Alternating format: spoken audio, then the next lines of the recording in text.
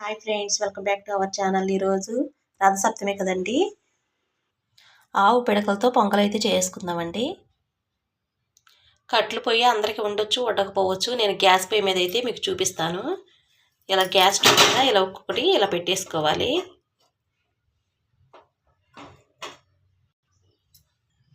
ఇవి నేనే ప్రిపేర్ చేసుకుంటానండి.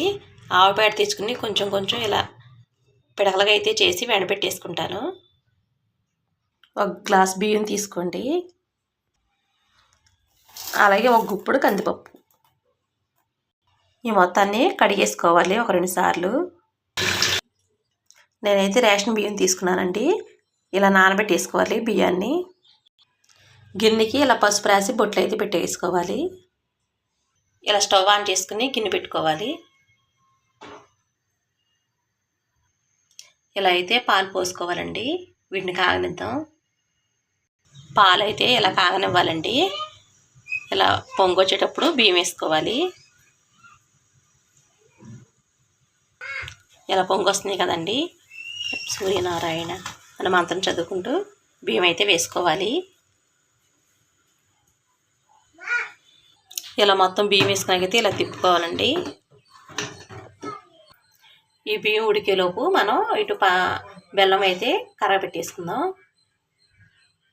నేను తీసుకున్న బియ్యానికి సరిపడా బెల్లం అయితే తీసుకున్నానండి. దీనిలో కొంచెం వాటర్ అయితే పోసుకోవాలి.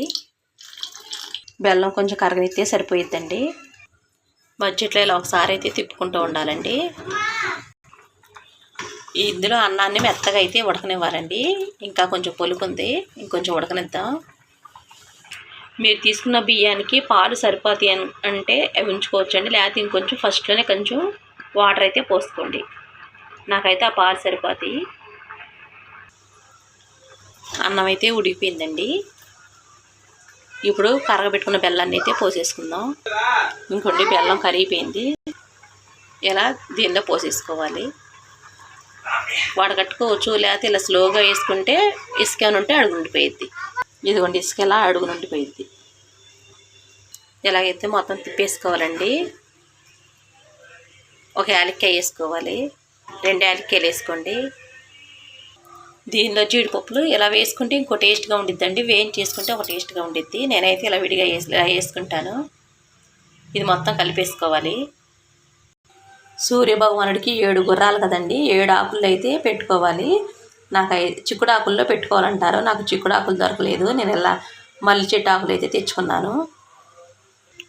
ఇలా గరిటతో అయితే కొంచెం కొంచెం తీసుకుని ఇలా ఆకుల్లో పెట్టుకోవాలి. ఇలా అయితే నైవేద్యంగా దేవుడి దగ్గర అయితే పెట్టుకోవాలి. ఆవు పిడకలతో అయితే నేను ఇలా అయితే చేశానండి. ఈ 7 గుర్రాలకైతే చాలా ప్రాముఖ్యత అయితే ఉందండి.